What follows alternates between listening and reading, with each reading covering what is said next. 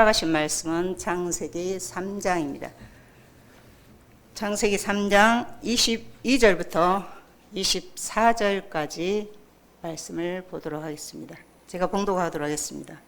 여호와 하나님이 가라사대 보라 이 사람이 선악을 아는 일에 우리 중 하나같이 되었으니 그가 그 손을 들어 생명나무 실과도 따먹고 영생할까 하노라 하시고 여호와 하나님이 에덴 동산에서 그 사람을 내어 보내어 그의 근본된 토지를 갈게 하시니라.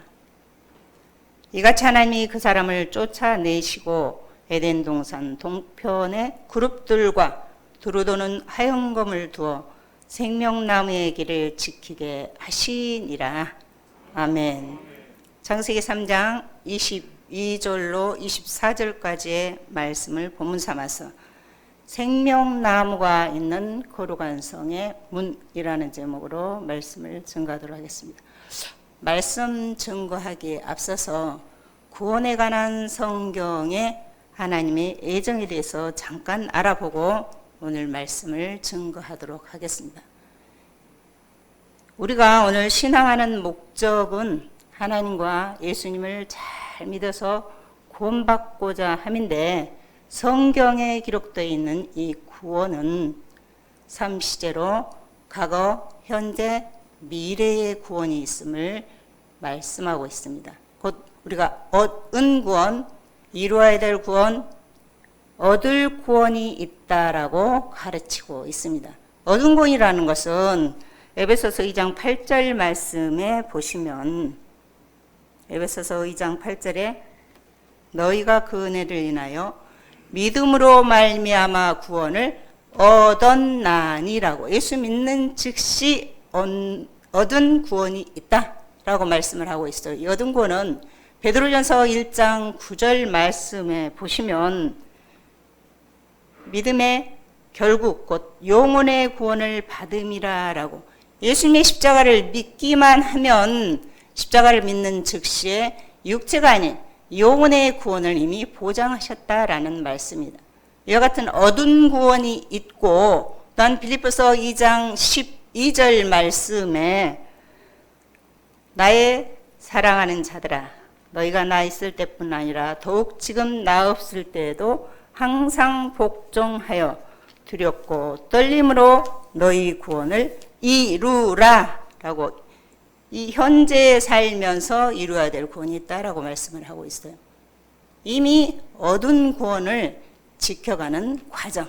다시 말씀을 드리자면 우리가 거듭나는 과정이라 말씀을 드릴 수가 있겠습니다. 거듭나는 것은 베드로전서 1장 23절에 하나님의 말씀으로 말미암는다고 했기 때문에 날마다 우리의 삶이 하나님의 말씀으로 거듭나는 그리스도인으로서의 삶을 살아야 된다라는 말씀입니다.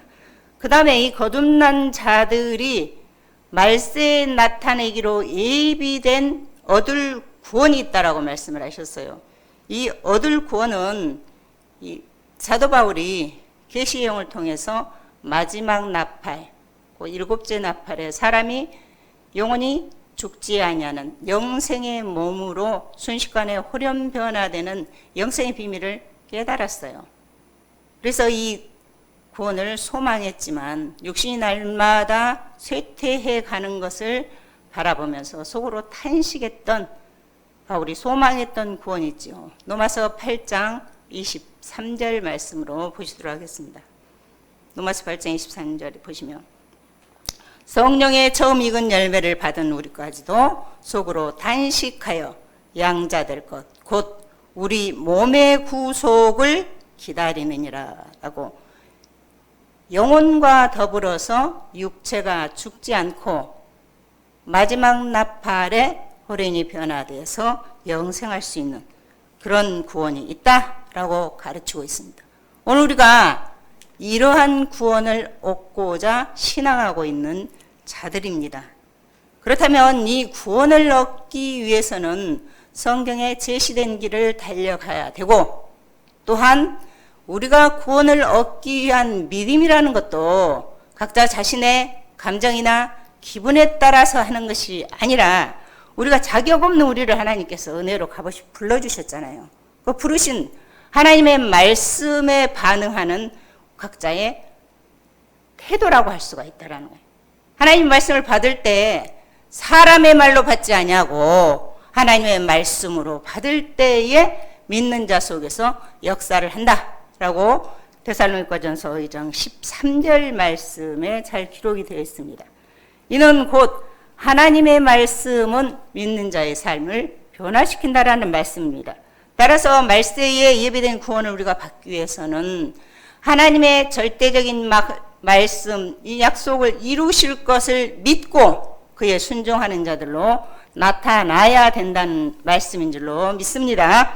자, 그렇다면 오늘 제목이 성경 최고의 축복이 생명나무에 나가는 길이에요. 근데 생명나무에 나가기 위한 성경의 약속과 나의 오늘 나와 내 구원과 내 신앙과 어떤 관계가 있고, 또한 생명나무가 있는 거룩한 성의 문은 무엇인가 하는 것을 본문 말씀을 중심으로 해서 말씀을 깨달아 보도록 하겠습니다. 먼저 이 생명나무는 어떤 나무냐? 모든 사물은 그 사물 이름 속에 뜻이 숨겨져 있어요. 생명나무는 생명을 공급하는 나무예요. 그래서 창세기 오늘 본문 말씀에 보시면 이 나무에 대해서 잘 나와 있죠. 창세기 3장 22절 말씀 보시도록 하겠습니다. 여호와 하나님이 가라사대 보라, 이 사람이 선악을 아는 일에 우리 중 하나같이 되었으니 그가 그 손을 들어 생명나무의 실과를 따먹고 영생할까 하노라 하시고. 생명나무는 영생을 주는 나무다. 세상에 어떤 나무가 그 열매를 따먹는 영생할 수가 있겠습니까? 이 성경에는 수많은 나무들이 등장하지만 모든 나무는 실제로 이 지구상에 존재하는 나무들이지만 이 생명나무는 이 지구상에 존재하지 않는 나무라는 것입니다. 실제로 이런 나무가 있었다면 중국의 진시황이 그토록 영생하려고 불려초를 구하기 위해서 백방으로 했었잖아요. 진시황이 지금 영생을 하고 있어야 되지 않겠어요? 그렇다면 이 지구상에 실존하지 않는 이 생명나무는 어디에 있었느냐? 창세기 2장 9절 말씀으로 보시도록 하겠습니다. 창세기 2장 9절. 동산 가운데에는 생명나무와 선악을 알게 하는 나무도 있더라라고. 생명나무가 동산 가운데, 중앙에, 중심에, 핵심에 있다. 이는 곧 에덴의 가장 중요한 위치에 있는 중요한 나무라는 것을 알 수가 있습니다. 얼마만큼 중요한 위치에 있는 나무인가? 계시록 22장 말씀 가서 보도록 하겠습니다.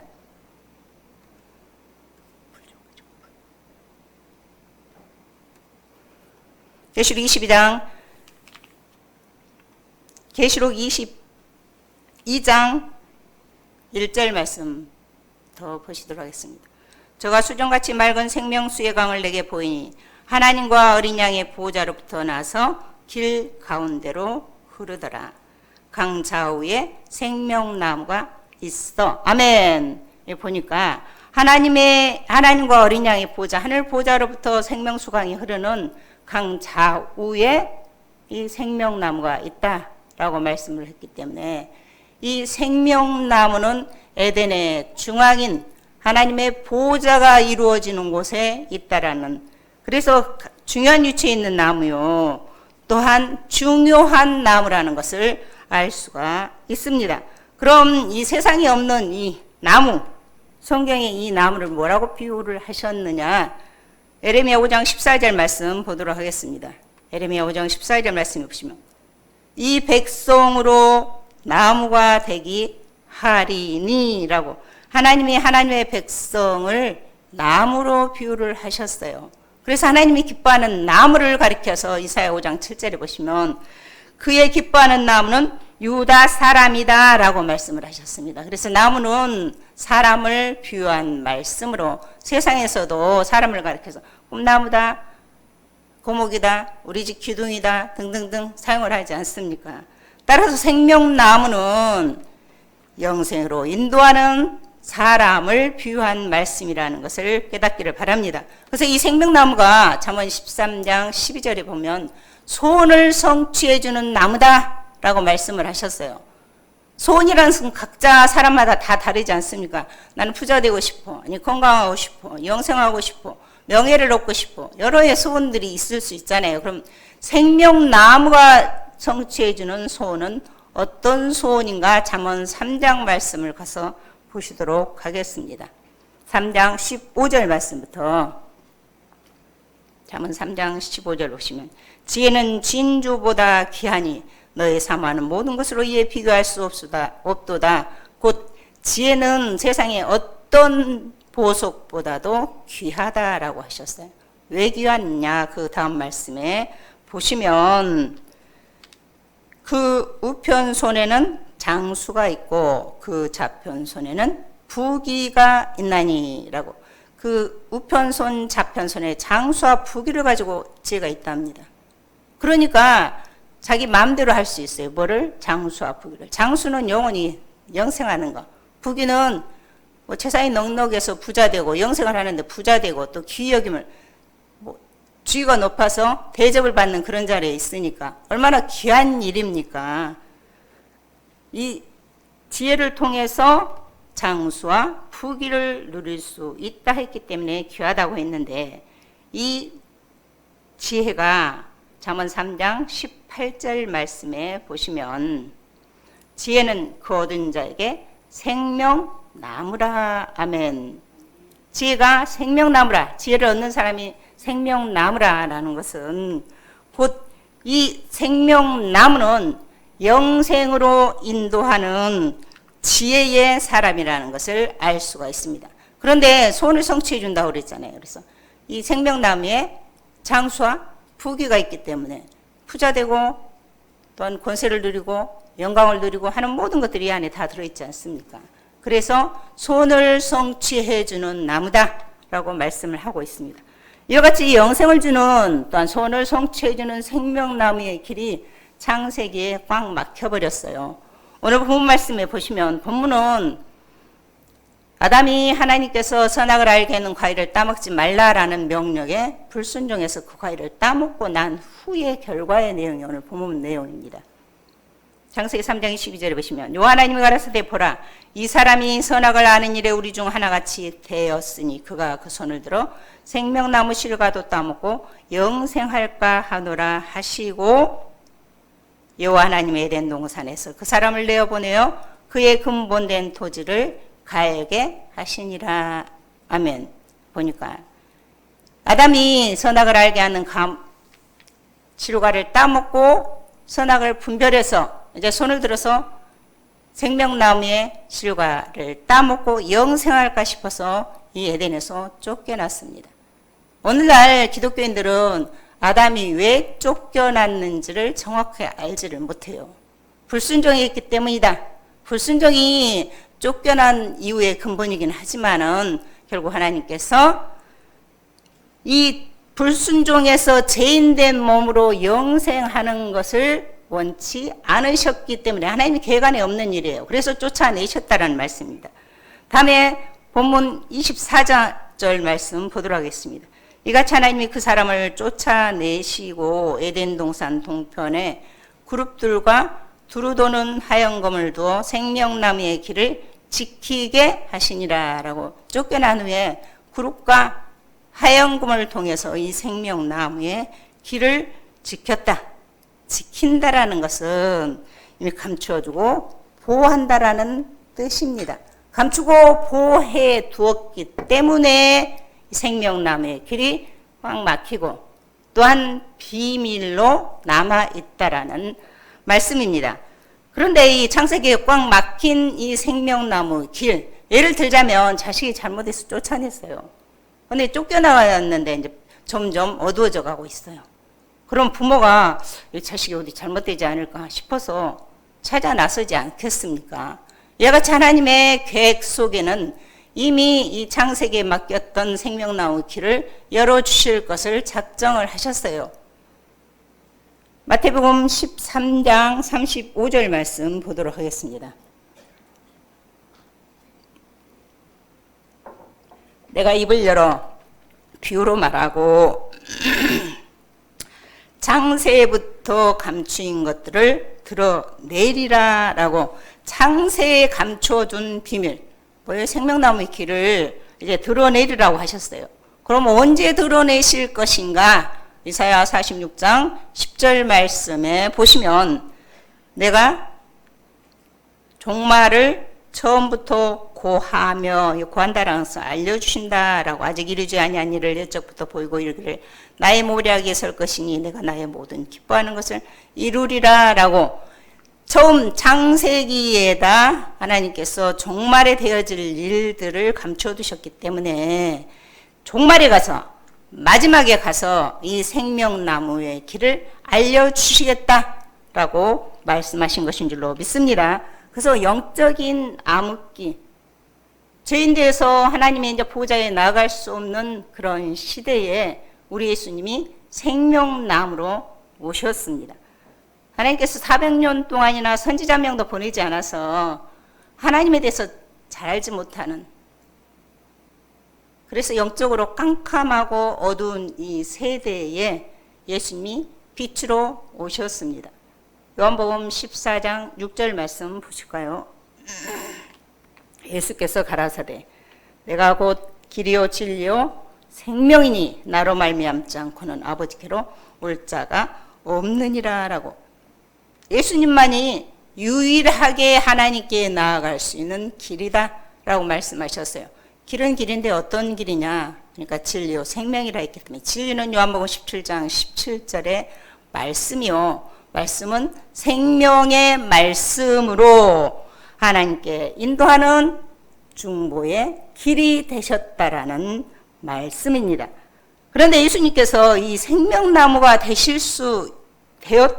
것은 예수님에게 생명나무의 열매가 영생을 주니까 영생의 양식을 줄 수 있기 때문이에요. 그래서 요한복음 6장 27절 말씀에 보시면,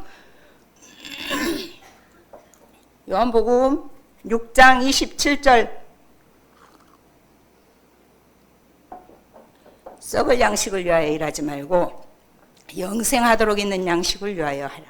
이 양식은 인자가 너에게 주리니 인자는 아버지 하나님의 인치신 자니라 라고, 썩을 양식이 아닌 영생의 양식을 보니까 인자가 주시겠다. 인자는 예수님이세요. 예수님께서 주시겠다라고 하시고, 인자는 곧 예수님은 하나님의 인치신 자라라고 말씀을 하셨어요. 따라서 영생의 말씀을 가져야만 인침을 받을 수 있고, 역으로 말씀을 드리자면 하나님께서 인침받고 인정을 받기 위해서는 영생의 양식을 가진 자가 되어야 된다라는 말씀입니다. 따라서 우리도 이제 하늘 보좌로 가기 위해서 지금 신앙하고 있지 않습니까? 그렇다면 영생의 말씀을 들어야 되는데, 지금 이 시대에 예수님이 육체의 예수님이 계시지 않아요. 고린도서 3장 17절을 보시면 주는 영이시니 하고, 예수님 영으로 계시기 때문에 예수님의 말씀을 듣기 위해서는 계시록 19장 10절 말씀으로 보겠습니다. 어떻게 해야 들을 수가 있느냐?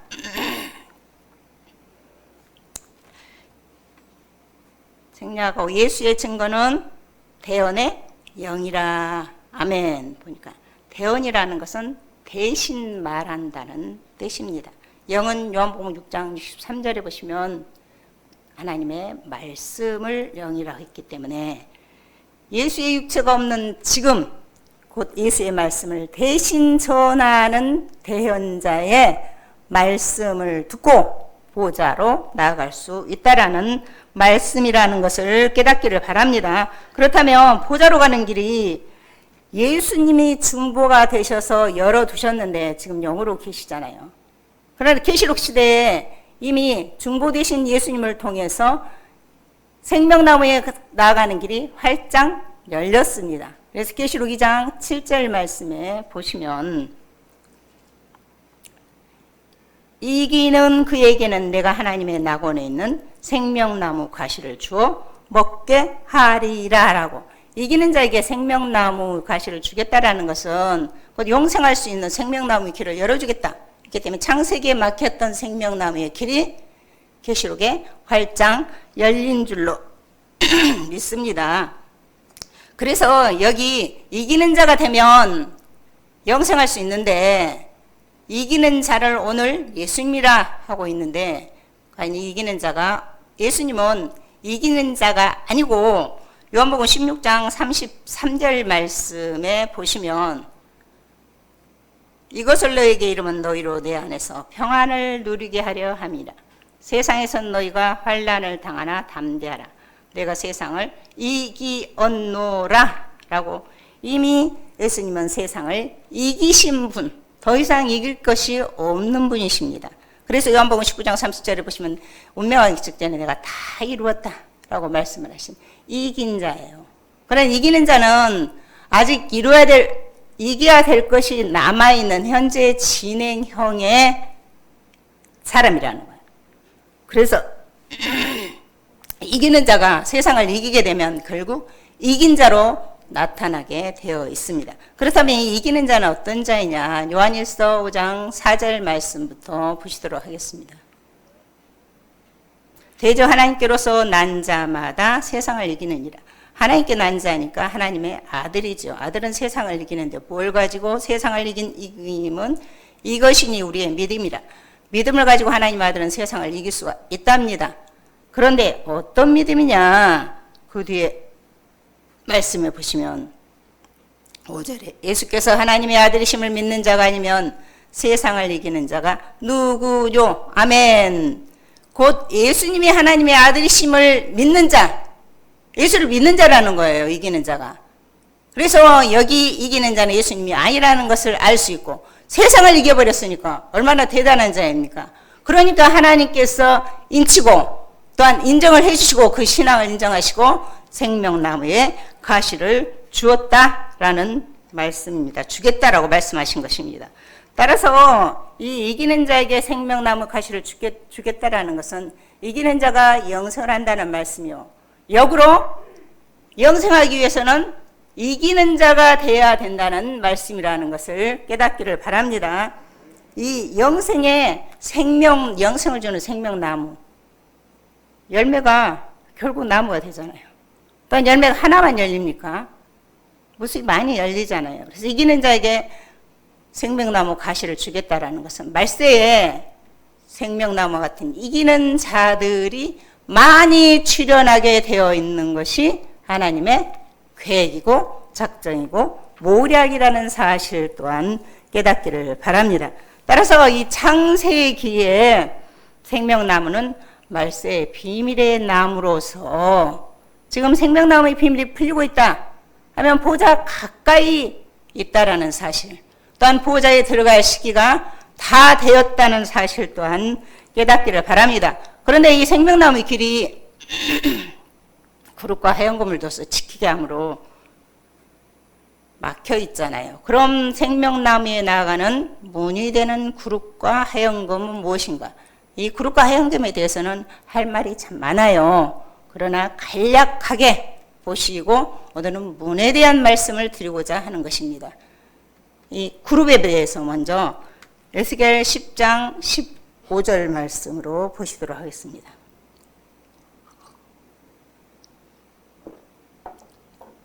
그룹들이 올라가니 그들은 내가 그발 강가에서 보던 생물이다 라고 그룹을 생물이라 하고 말씀을 하셨어요. 그리고 에스겔 10장 20절 말씀에 보시면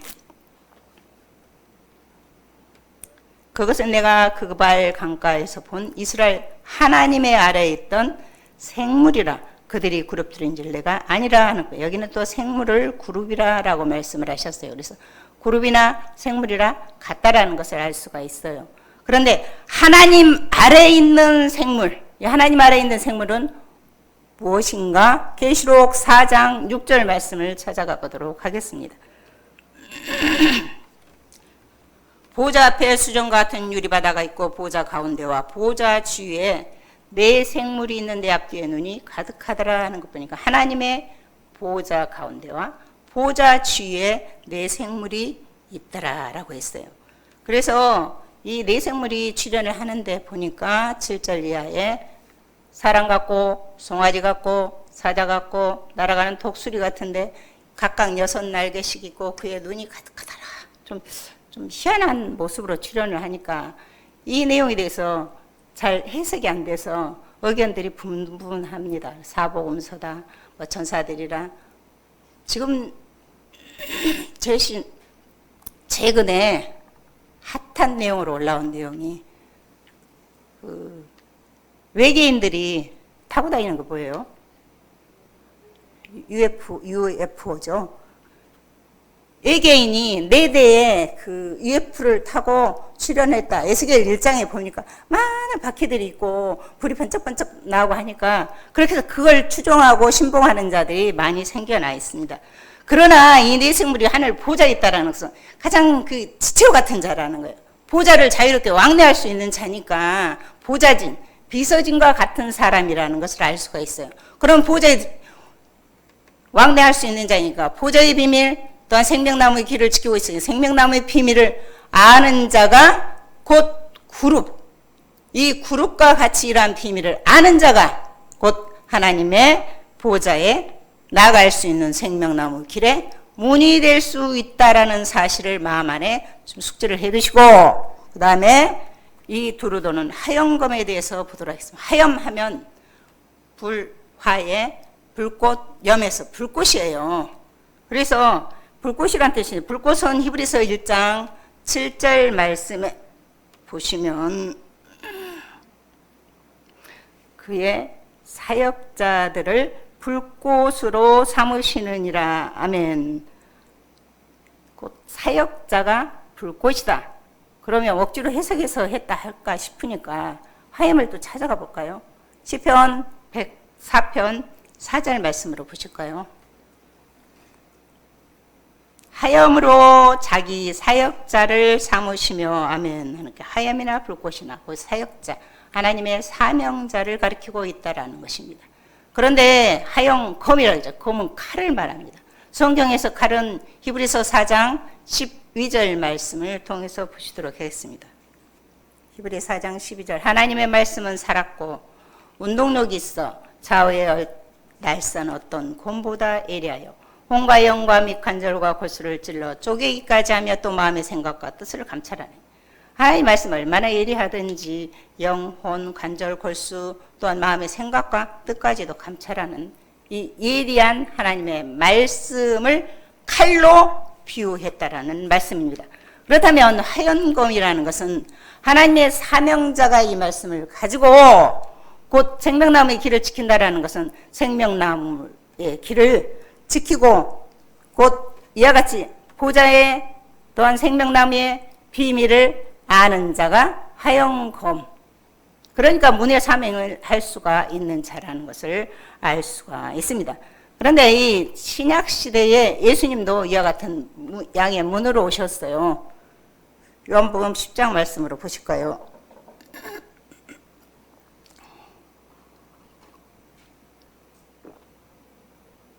10장 7절에 보시면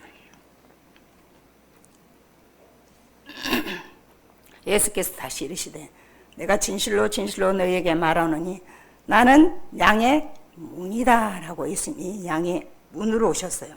이는 무슨 말씀이냐, 예수님이 생명나무가 되셨다 그랬잖아요. 그러니까 생명으로 가는 길, 예수님을 통해서만이 갈 수 있는 이 생명의 길이 되셨기 때문에 양의 문이라, 양들이 그것을 통과해야만이 구원을 받는다라는 말씀입니다.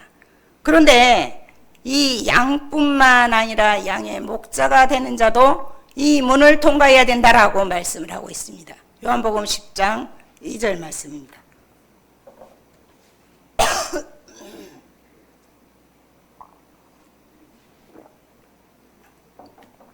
문으로 들어가는 이가 양의 목자라. 양의 문으로 들어가는 자가 양의 목자라는 것입니다. 이는 무슨 말씀이냐, 그때 당시에 예수님 당시에 양의 우리는 유목하면서 양을 키웠잖아요. 돌담으로 싸지고 문이 작고 협소해요. 낮고. 그래서 거기 양들이 다 들어가면 그 문에 예수님이 양의 문이라고 그랬잖아요. 문에서 이 목자가 문 앞에서 잠을 자요. 그 양들을 보호하기 위해서. 그런데 이 협착하고 좁은 낮은 문으로 들어가는 자가 양의 문이라는 것은 거기 들어가기 위해서는 자신을 낮춰야 된다는 거예요. 그래서 문이 될 수 있는 자의 자격 첫 번째, 예수님과 같이 겸손한 자가 되어야 된다. 예수님 친히 본을 보여주셨잖아요. 제자들의 발을 씻고 또한 하나님 앞에 죽기까지 복종하셨던 그 겸손한 자가 문이 될 수 있는 첫 번째 자격. 다음에 또한 문이 되기 위해서는 요한복음 10장 9절 말씀 보실까요? 내가 문이니 누구든지 나로 말미암아 들어가면 구원을 얻고 또 들어가며 나며 꼴을 얻으리라.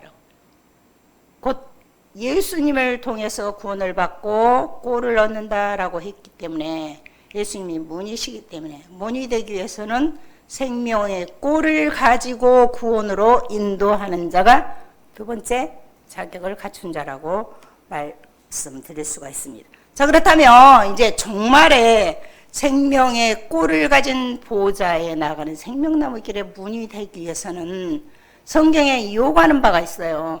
그래서 이 요구하는 바를 무엇인가 좀 보도록 하겠습니다. 먼저 문이라는 것은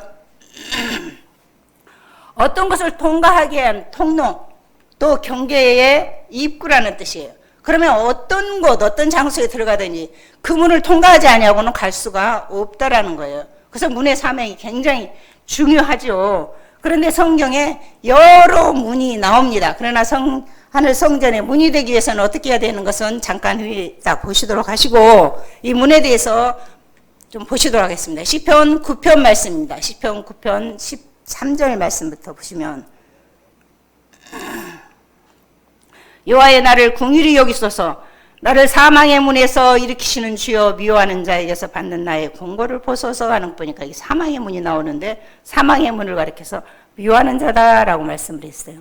다음 말씀 14절 말씀 그리하면 내가 주의 찬송을 다 전할 것이요 딸 같은 시온의 문에서 주의 구원을 기뻐하리로다 하는 것 보니까 시온의 문이 있는데 이는 구원을 기뻐하는 딸과 같다라고 말씀을 하고 있어요. 그래서 하나님께서는 이 시온의 문을 야곱의 어떤 것보다 가장 사랑하신다고 시편 87편 2절에 잘 기록이 되어 있어요.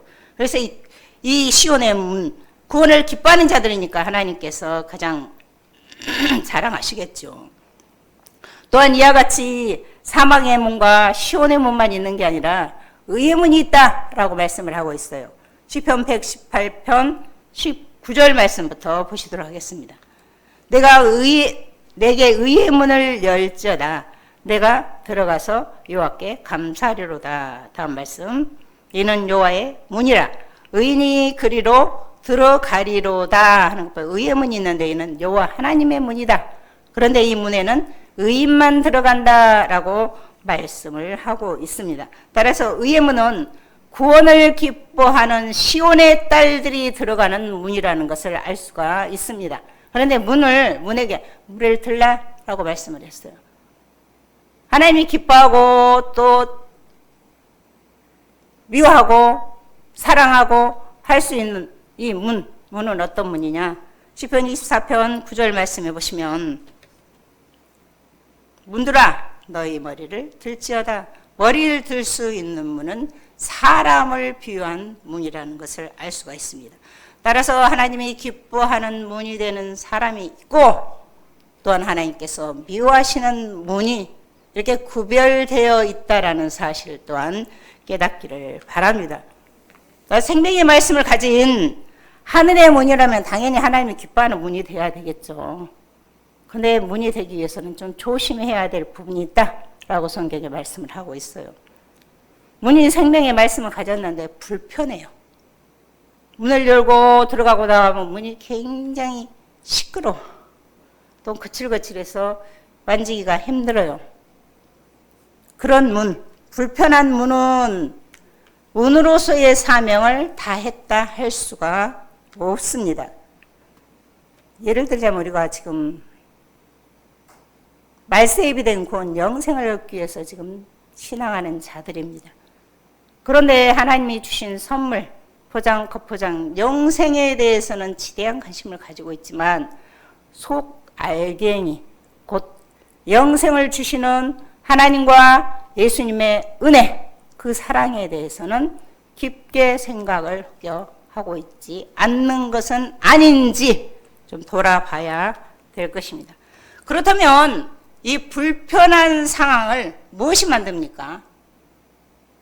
입에서 나오는 이 말이에요. 그래서 이 입의 문을 지키라 라고 말씀을 하고 있습니다.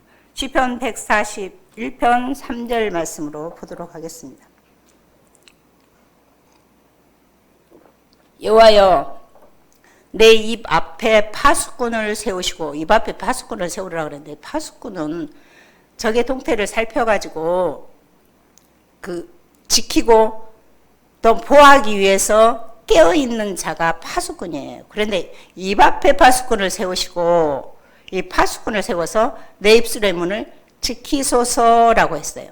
그래서 이 입의 문, 이 입술의 말을 곧 지키는 자들, 파수꾼과 같이 깨어서 지키는 자들로 나타나야 된다라는 말씀입니다. 또한 미가서 7장 5절 말씀에도 보시면 네 품에 누운 여인에게라도 내 입의 문을 지킬지어다 라고 했어요.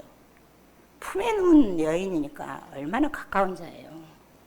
그 자를 할지라도 내 옆에 가까이 있다 한다 할지라도 말을 조심하라 라는 말씀입니다.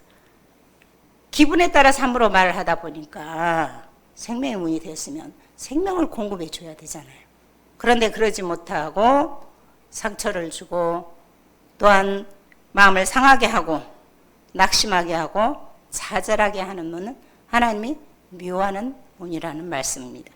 그래서 이 생명나무의 문이 되는 이 입술들은 잠언 15장 4절 말씀에 보시면 올량한 혀는 생명나무니라 라고, 올량한 혀가 돼야만 생명나무의 문이 되어질 수가 있다라고 말씀. 올량하다라는 것은 부드럽고 인자하다, 너그럽다, 따뜻하다라는 뜻입니다. 그래서 이와 같이 부드럽고 따뜻한 말, 곧 긍정의 말로 소망과 용기를 주고 격려하여서 생명의 말씀으로 많은 자들을 옳은 길로 인도할 수 있는 입이 되어야만이 하늘의 문이 될 수가 있다라는 말씀입니다. 그래서 이 입을 함부로 놀리다 보면 말 한마디에 사람을 죽이기도 하고 살리기도 하고 하잖아요. 그래서 잠언 18장 21절 말씀에 보시면 영생의 말씀을 가신 생명의 문이라면 주의를 해라. 뭐를? 죽고 사는 것이 혀의 힘에 달렸나니 혀를 쓰기 좋아하는 자는 그 열매를 먹으리라. 말 한마디 때문에 사람을 죽고 살고 하기 때문에 전쟁이나 평화가 나기도 하고 또한 사랑을 하기도 하고 또한 다툼이 나기도 하기 때문에 이 말을 잘 조심하고 잘 혀를 사용하라라는 말씀입니다. 그렇기 때문에 하늘 성전의 문이 될 수 있는 자는 아무나 되는 것이 아니라는 거예요. 계시록 21장에 보면 하늘 성전이 나와요. 하늘 성전, 하늘에서 내려오는 하나님의 장막, 새롭게 된 새하늘과 새 땅, 또한 신부단장한 거룩한 성 예루살렘이라 했어요. 이 성전에 문이 12개가 있습니다. 계시록 21장 12절 말씀 가서 보시도록 하겠습니다. 중략하고 문이 있는데 12문이 있는데 문에 12전사가 있고 그 문들 위에 이름이 썼으니 이스라엘 자손 12지파의 이름들이라 아멘 하는 거니까 성전에 문이 되는 사람이 12, 그 이름이 써졌다는 거 보니까 사람이잖아요. 12이 있다라는 거예요. 그런데 이 12의 문은 무엇으로 되어 있느냐? 계시록 21장 21절 말씀으로 보도록 하겠습니다. 21장 21절. 12문은 12진주니 문마다 한 진주요. 12문이 무엇으로 되어 있다고요? 진주로 되어 있다라는 거예요. 진주라는 보석은 모든 대부분의 보석이 강물에서 자르고 연마하고 또 가공해서 만들어요. 그러나 진주만큼은 유일하게 가공하지 않는 상태, 생물에서 얻어질 수 있는 것이 진주입니다. 근데 진주에, 조개에 이 모래나 이물질이 들어가요. 그럼 속살이 얼마나 부드럽습니까? 그러니까 자꾸 깎여요. 그러니까 아프겠죠. 얼마나 아프겠어요. 그러니까 자꾸 체액을 분비를 하고, 분비된 체액을 분비한 그 분비물을 가지고 그 이물질을 자꾸 감싸고 해서 만들어지는 게 진주예요. 그러니까 엄청난 고통과 환난을 통해서 얻어지는 보석이 진주라는 말씀입니다. 그런데 하늘 성전의 문이 이 진주화로 되어 있다라는 것은 이 진주와 같이 많은 연단과 환난을 잘 견뎌낸 이기는 자가 하늘 성전의 문이 된다라는 말씀인 줄로 믿습니다. 그래서 이 욥도 엄청난 환난을 당했잖아요. 먼저 재산, 가정, 또 건강까지도 해함을 받아서 그 고통 중에서 고백했던 말씀, 우리가 너무 좋아하고 잘 아는 말씀, 욥기 23장 10절 말씀 보시겠습니다. 나의 가는 길을 오직 그가 아시나니 그가 나를 단련하신 후에 내가 정금같이 나오리라. 환난 중에서 이건 나를 단련하는 일이다. 이후에 내가 정금같이 나올 것이다 라고 고백한 내용이잖아요. 정금 그저 얻어지는 것이 아니에요. 전도시의 용광로 속에다가 40일 동안이나 두고 3번씩이나 담금질을 해야 하는 천도시 열이라는 것은 우리로서는 상상할 수가 없어요. 그 뜨거운 그 과정들을 잘 견뎌냈을 때에 순도 99.99%의 정금이 나와요. 그러니까 단련의 과정이 있어야 되는데 이 수많은 힘들고 어려운 과정들을 힘들다고 주저앉거나 포기해버리면 결국 정금과 같이 그 영광을 누릴 수가 없다라는 말씀입니다. 누구나 이 연단의 과정은 있어요. 사람마다 각자 다 다르지만 연단의 과정들은 있어요. 또한 연단의 과정이 필요합니다. 왜? 우리가 이 사람이 결국 신이 돼야, 신과 같은 존재가 돼야만이 구원이 완성되잖아요. 그래서 신의 성품에 참여하기 위해서는 연단의 과정들이 다 필요하다라는 말씀. 연단의 과정을 잘 이겨냈을 때 곧 신과 같은 존재가 되어진다라는 거예요. 그래서 베드로서 1장 4절 말씀에 보시면 신의 성품에 참여하라 라고 말씀을 하고 있어요. 신의 성품에 참여하는 자, 이자는 8단계가 있어요. 그 내용에 대해서는 시간 말씀드릴 수가, 시간 관계상 드리기가 그렇고, 이 신의 성품에 참여한 자가 실족치 않는다라는 것은 보좌로 가야 될 발걸음, 다른 세상이나 악인의 구렁텅이에 빠지지 않는다라는 말씀입니다. 또한 이 신의 성품에 참여한 자가 넉넉하게 그리스도의 나라에 들어간다라고 말씀을 하셨기 때문에 신의 성품을 이루는 일이 쉬운 일이겠어요? 어렵고 힘든 일입니다. 어렵고 힘들다 할지라도 끝까지 경주하여서 그리스도의 나라에 넉넉히 들어가는, 지금 여러 가지 영적으로 육적으로나 힘든 시기에 있는 것은 맞아요. 그러나 우리가 이 어려운 환경과 여건 속에서 하나님의 말씀은 틀림없이 이루어질 것이다 하는 약속의 말씀을 붙들고 이 말씀을 믿고 끝까지 경주하는 이기는 자들로 나타나야만이 하늘의 문이 되어서 하나님 보좌의 지체로서의 영광을 누릴 수 있다는 이 사실을 깨닫고 저와 여러분은 끝까지 자신과 세상을 넉넉히 이기는 존귀한 자들로 나타나시기를 바랍니다. 말씀을 마치도록 하겠습니다.